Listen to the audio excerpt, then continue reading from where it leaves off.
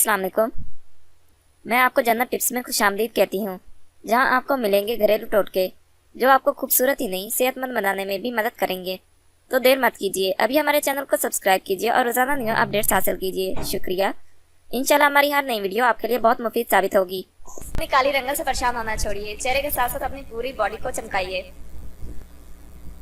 Massage बनाने का तरीका: तेल 2 चम्मच, कचौर 2 चम्मच, हल्दी 2 चम्मच, सफेद जौ का आटा 2 चम्मच। इन सबको मिलाकर पेस्ट बना लें। फिर पूरे जिस्म पर 20 मिनट तक मसाज करें। फिर 20 मिनट के बाद नहा लें। ये अमल हफ्ते में एक बार जरूर करें।